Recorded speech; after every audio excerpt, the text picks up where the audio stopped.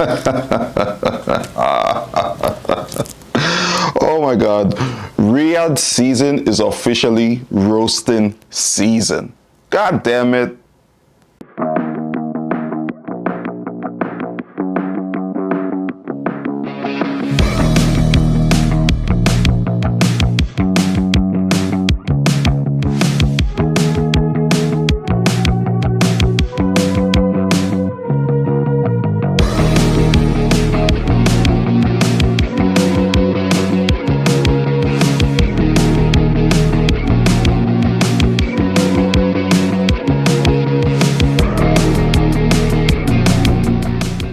Oh my God, it's been such an eventful week in the world of MMA, in the combat sports world. Oh my goodness, guys, welcome to episode 23. Let's have a conversation about a couple of topics that have piqued my interest in the past couple of days. I've had a good laugh, I have to say. I've had a fantastic laugh. On today's episode, we're going to talk about this news about Dana White, who has decided to go into boxing. Not the first time we're hearing this. I'm going to share my thoughts on that. Sean Omalley's entire camp is in full delusion mode, and I'm going to address that. We're going to talk about a dream match of mine. Bela Muhammed versus Kamaru Usman, current welterweight champ versus future or past welterweight champ. Let's have a conversation about that. Let's also talk about potential fight between Cory Sandhagen and Sean Omalley. And I've talked about this in a previous video, but you know, that thing seems to be getting some traction now. And I love it, right? And then, last but not least, it is roast season in mixed martial arts for the last week. Roasts are flying all over the place. Everybody's getting hit. Duck for cover. I'm gonna go in on this one. With that being said, I get a mug of Timmy right here.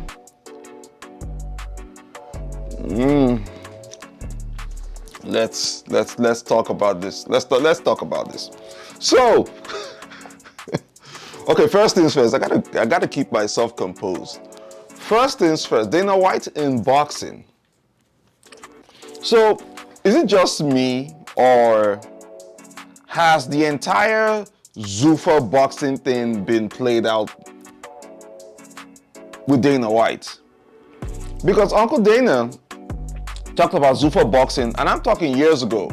He's always played with this thing of going into boxing as a promoter, but he never quite actually got into it, right? His main focus was on the UFC and MMA, and then we heard he wanted to go into boxing through Zuffa boxing, and then somewhere along the line, I think he even had a video a while ago at a press conference where he was asked about it, and he said something about the entire structure of the boxing, of the sport of boxing right now, and how there are certain obstacles he couldn't pass. I can't remember exactly what it was, but he alluded to something like that.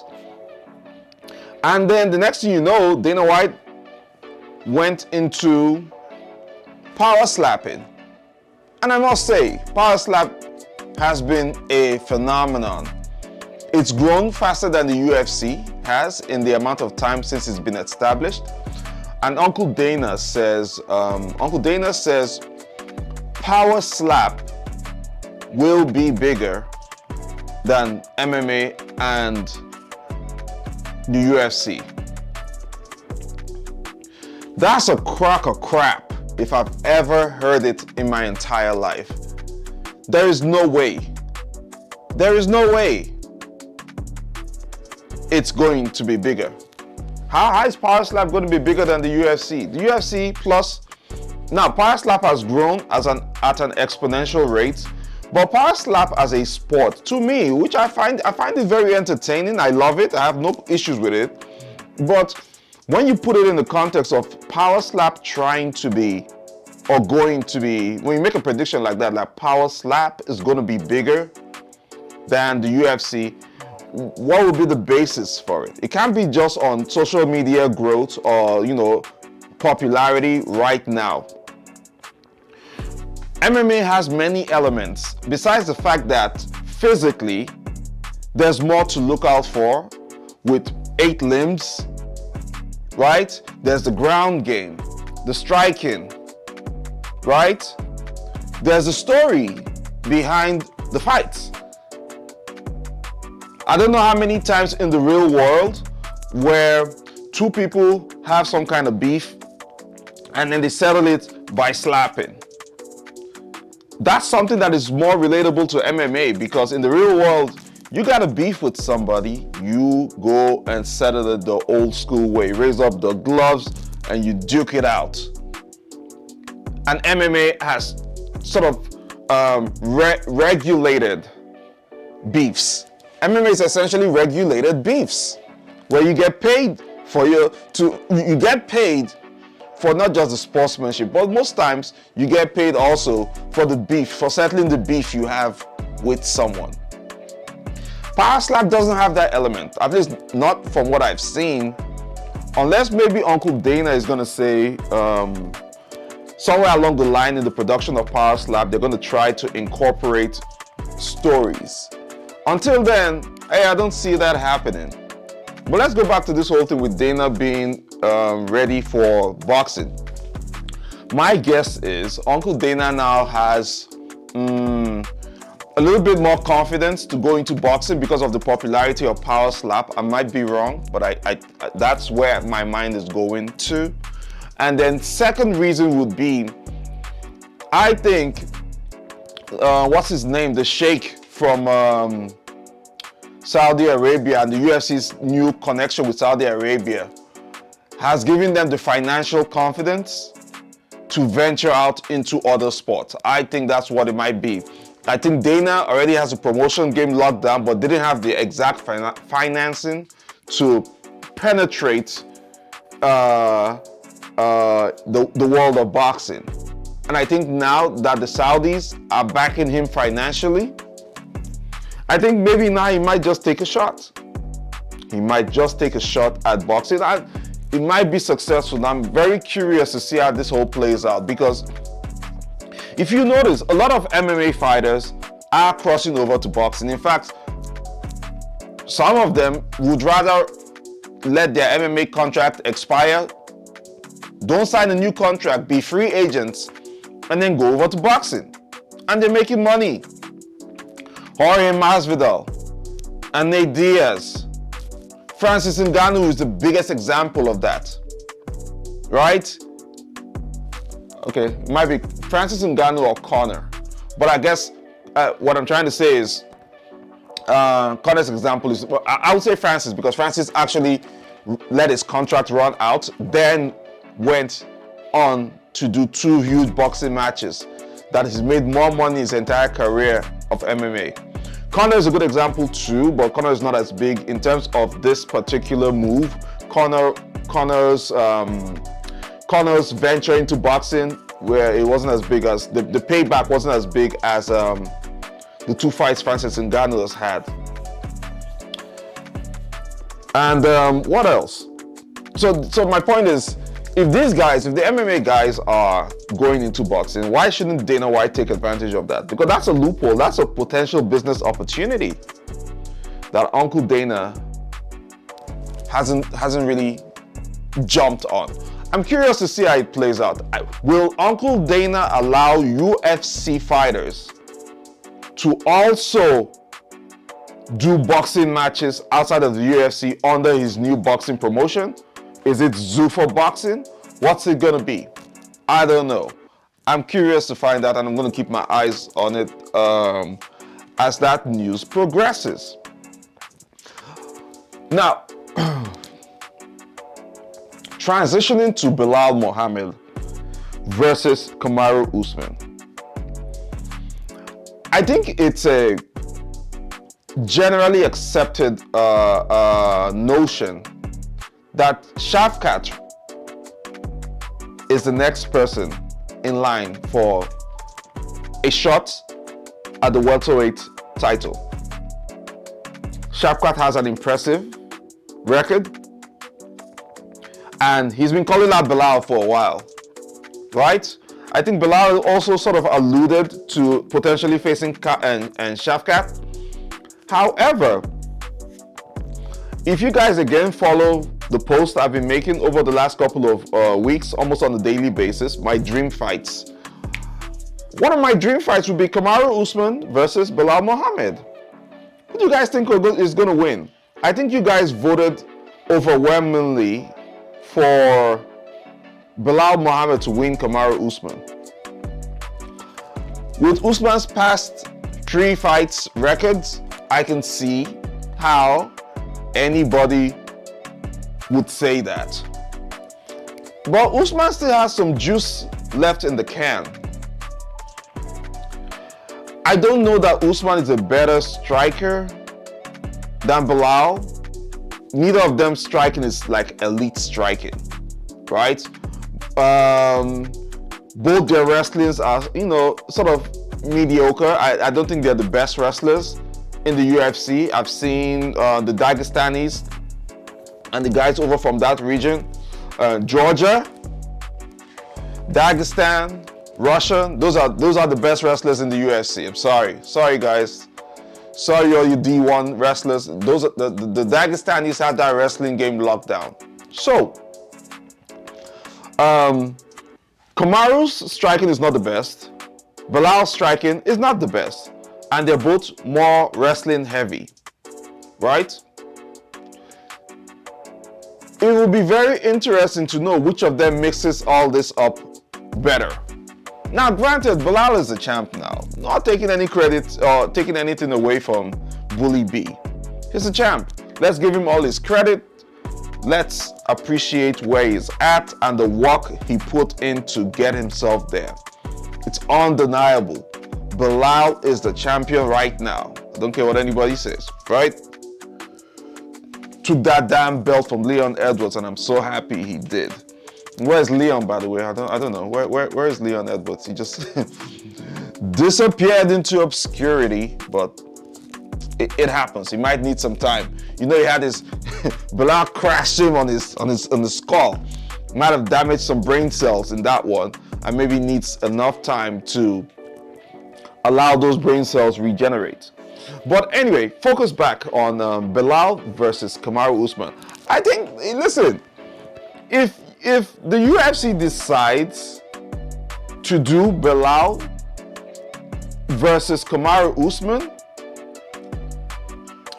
instead of Belal versus Shavkat, I don't mind. I don't mind it. We all know, listen, I know, Shavkat is next and he deserves it.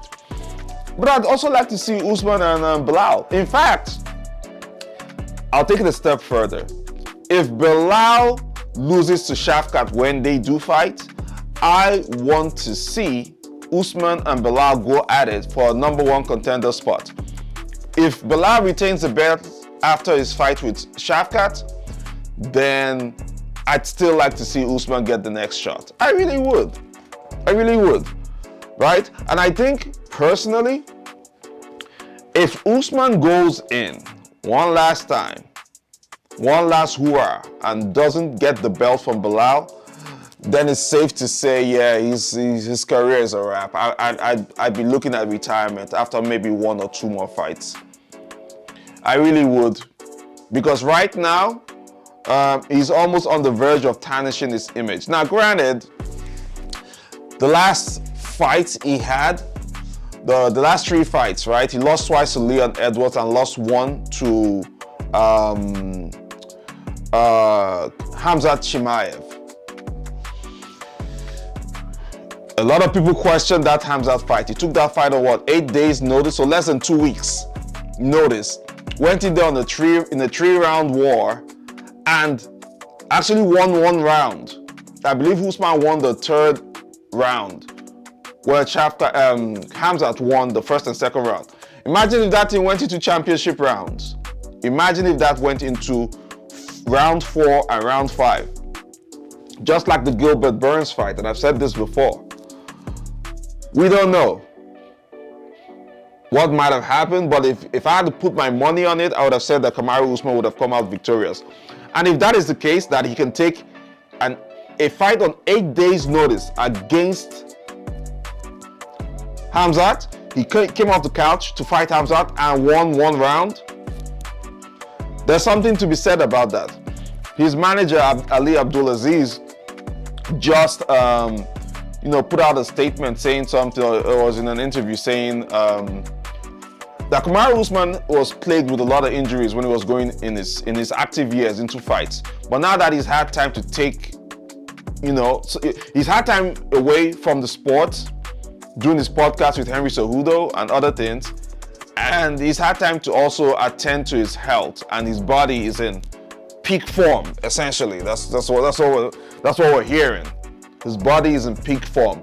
So, is he going to perform at an optimal level now more than he did when he was an active champion? I don't know. We'll have to see. Okay? We will have to see. Let's transition to guys. Cory Sandhagen versus Sean Omalley. I made an entire video on that, expressing how much, it was a quick clip on how much I really want to see that fight for the love of the sport. I think those two styles match up very, very well. And I did a dream match post many weeks ago. This was before the Sean Omalley and Merab fight, before Sean lost the belt. I've always said I would love to see Cory Sandhagen, which you guys know I'm a huge fan of Cory. I'm also a huge fan of Sean Omalley. And I would love to see that fight, right? Then it turns out, as life would have it, Sean Omalley goes in there, loses his belt to Merab convincingly. And then Henry Cejudo calls him out. And Cory Sandhagen also calls him out. Look at how life plays out. I'm so happy to hear this. Cory Sandhagen called out Sean Omalley. And now this thing is getting traction. Sean has come out to say he had an injury going into the Merab fight. I'm going to get into that later. I'm going to get into that. You guys know how much I do not like when fighters say that. But anyway, Sean came out to say he had an injury before going into the Merab fight. He's going to need surgery, which he's going to get in October, and he's going to be, out for about 6 months. He might come back next year, around mid next year, maybe June, July, maybe May, summer next year, he's coming back. If that is the case, should Cory Sandhagen wait for Sean Omalley to come back? I think he should. And I know Cory hasn't had a fight since he fought Umar Nurmagomedov, but I think Cory should wait. I mentioned in the past when Cory lost to Umar Nurmagomedov, I said Cory is a good fighter, he's the badass, we all know this, right? But on this title run he's been on for the last couple of years, I think now at the point where he is, he should be more strategic in picking his fights. I've said that before, right? You can't just take a risk. We already know you're a badass, so you don't need to prove that to us, right? Cory took the Umar fight. The first time it fell off, he waited, took another fight, won that one, then still wanted to fight Umar, and Umar won him. And even Umar knew that was a hard fight. That fight was hard as hell. Umar knew that, right? So, but Cory still lost. And since he lost, he took himself back a couple of steps in his title run. So I've said be more strategic, right? And the most strategic fight right now for Cory Sandhagen is Sean Omalley. Those styles match up very well. Omalley was a former champion. in that division, right? And it will be a fun fight. Everybody knows this. It will be a fun fight. In fact, I saw on the Jackson podcast that TJ Dillashaw, the former bantamweight champion who has fought Cory Sandhagen in the past and lost, TJ says that he believes Cory Sandhagen is going to piece up Sean Omalley because Cory does everything Sean Omalley does, but better. That's a valid position. That is a very valid argument to make. You know, you can't believe it 100%. It is his opinion. We don't know that for a fact. As someone who has fought only one side of the camp, you know, you can't really make that prediction.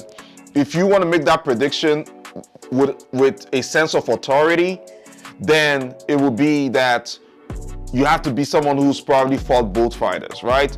Like, for instance, Daniel Cormier can tell you convincingly, if Daniel Cormier is making a prediction about John Jones and Stipe Miocic, I'm going to listen because Daniel Cormier has fought both guys multiple times.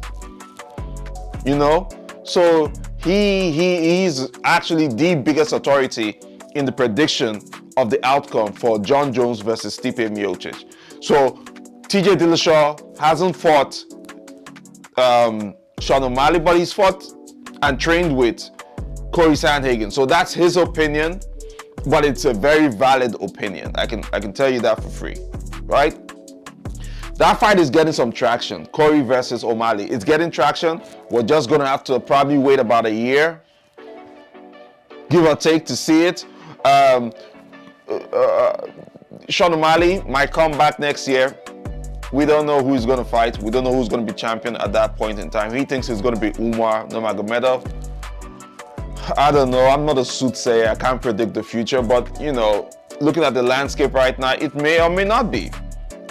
Umar versus Merab will be a stylistic nightmare for either one. Both cardios are good, but Umar is, you know, a better striker. I can tell you that for free.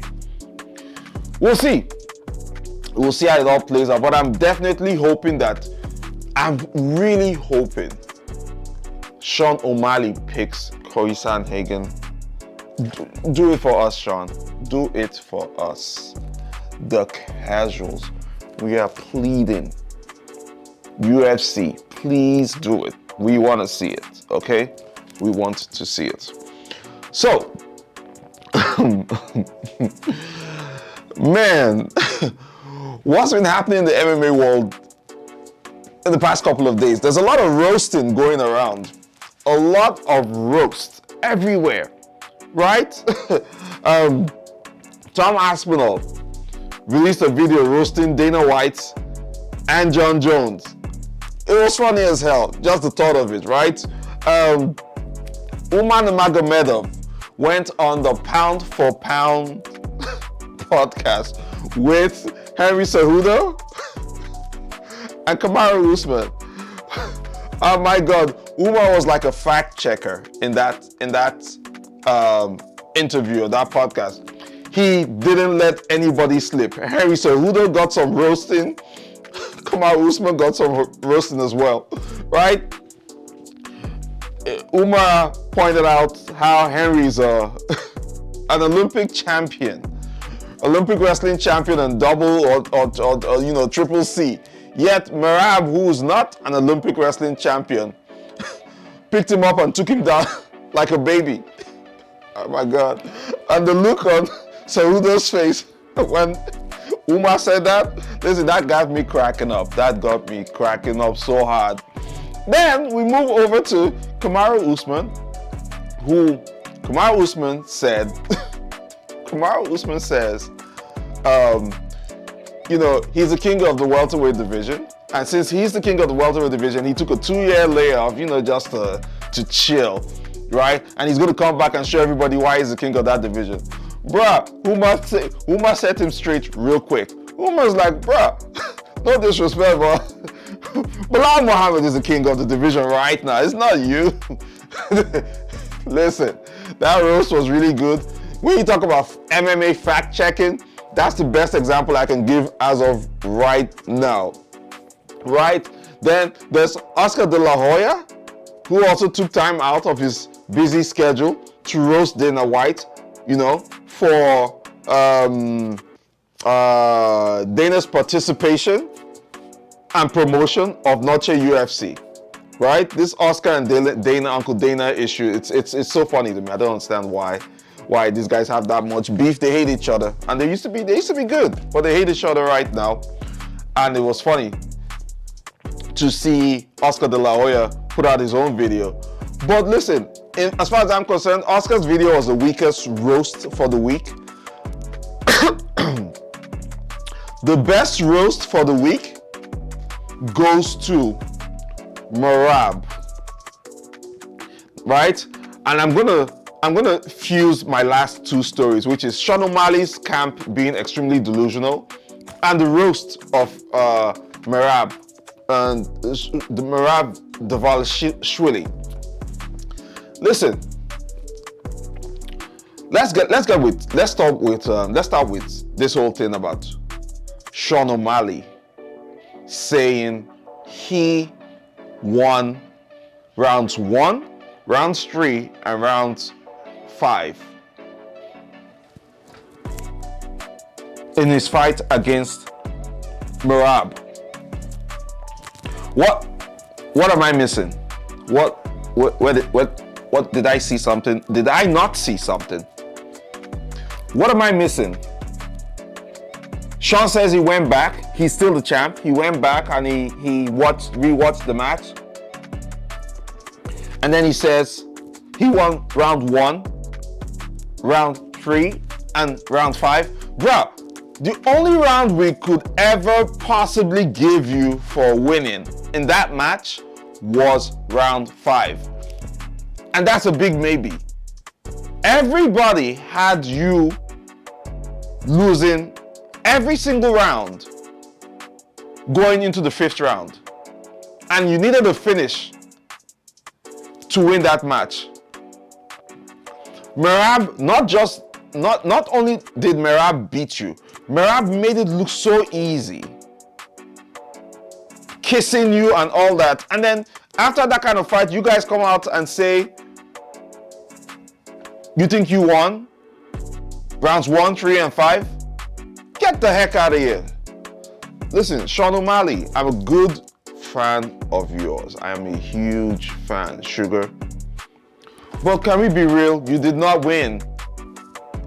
I honestly, if I had to judge it, I'm not even going to give you round 5. I think Merab won all 5 rounds convincingly. Worst case scenario, round 5 maybe I'd give you a draw. In my books, people would say would assess that differently. That's fine.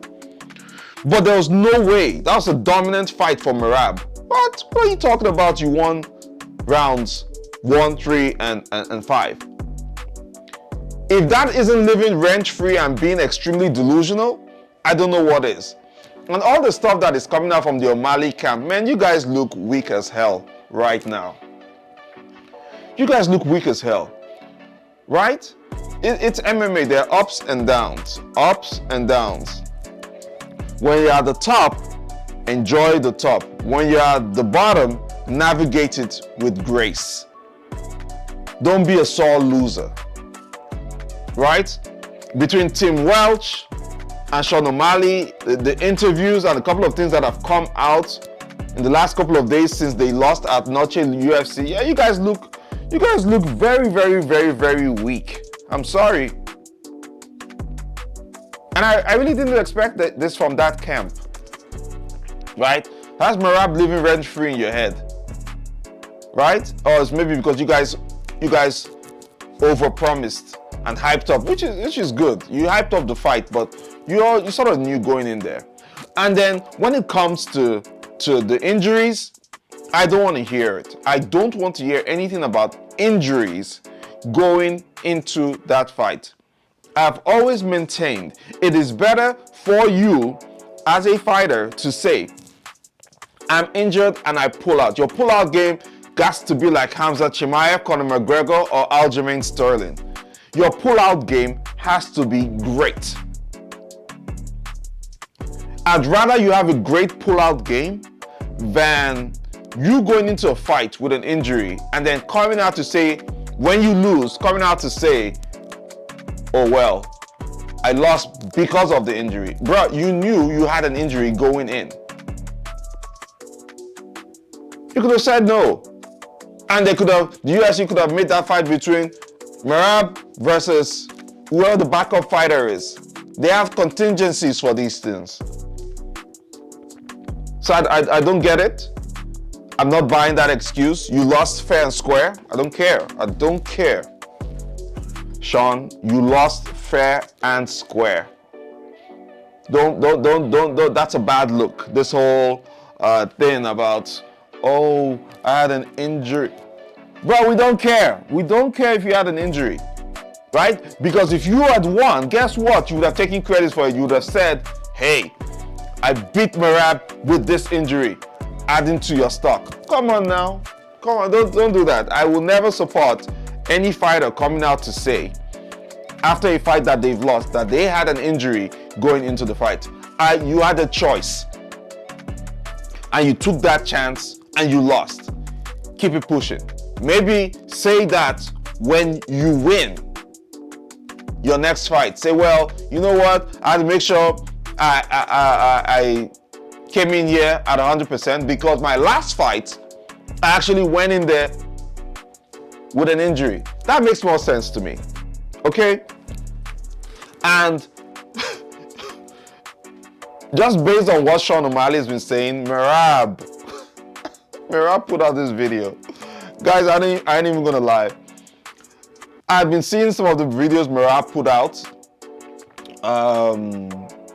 put out prior to the fights. I never really found anyone funny. I just thought they were all corny as hell. I thought they never really hit the mark. I thought Sean O'Malley's videos were a lot better. But this last video Merab put out, guys, take a look. All credit to Merab. Take a look. I'm back! Just rewatched the fight. I won round 1, 3, and 5. Fuck you, Merab. You're still a bitch. I'm the champ and still undefeated, defending my belt in June or July against Umar Nurmagomedov in Las Vegas. I'm the champ and still...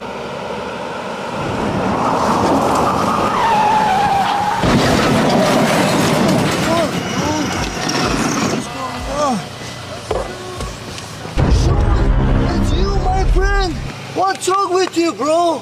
Why you keep smoking, my friend?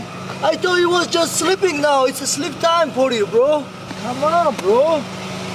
Listen, son, don't worry about this Umar Nurmagomedov. I will take care of Umar. You're not a champion anymore, and I'm gonna take belt from you again. So you drive safe, son. Let's go, Sean. No more smoke. No more smoke. See you. Bye. Drive safe, okay? If you are what you say you are, a superstar.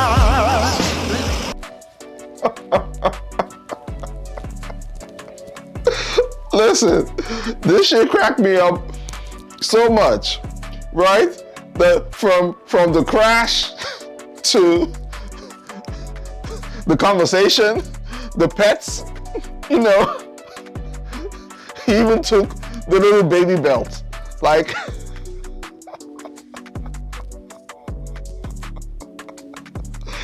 I'm sorry. That shit was funny. That shit was funny as hell. Like, that was the best video. And then the drive-off song. It's like, if you are what you say. Listen, I'm sorry. That was the best response, right? And I think it makes sense. It makes sense a lot. I have no issues with that. I have no issues with that response. I never thought Merab could make me laugh as much as that video did, and I'm very happy that it did. You know, listen, Merab won that fight. Can we all agree on that, Sean? Merab won that fight. You lost it, it's fine. It happens. Losses happen. You'll bounce back someday. You will. You will. Go back to the drawing board, do your fix up your injury. Fight Cory Sandhagen. If you lose, trust me, your stock doesn't drop if you lose to Cory Sandhagen. If you win, you already know that's an automatic title fight.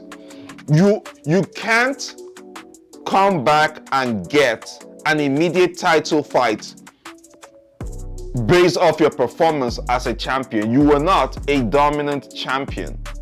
And I've said this before. You went in there, you pieced up Aljo, knocked that man out in one of the most spectacular title wins I've ever seen. You went in, called out Chito Vera for the rematch, right? Went in there and pieced Chito up, completely destroyed Chito. And then you went in and faced Merab, and you lost. Listen, the idea that you didn't win, or the idea that you didn't win, the idea that you lost or didn't lose a fight that you actually lost, but you carry yourself like you won the fight. It was very cute when you did it with the first fight with Chito Vera, right?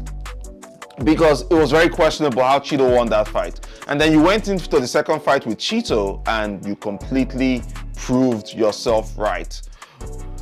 Bro, that's not the same with Merab's fight. That whole act was cute. That whole, zero thing you do when they call out your fight record in the octagon, that whole thing was cute with the Chito fight. It's not cute with Merab, man. You look like a sore loser, right? Get your act together, Sean. You can still push back. You can still come back and be that superstar that you say you are. And with that said, if you've been here this long, I thank you for watching, and I love and appreciate you guys. Please like this video, share this video, hit the notification button, and continue to engage in the comment section. Mr. TDC is out to enjoy myself. Peace.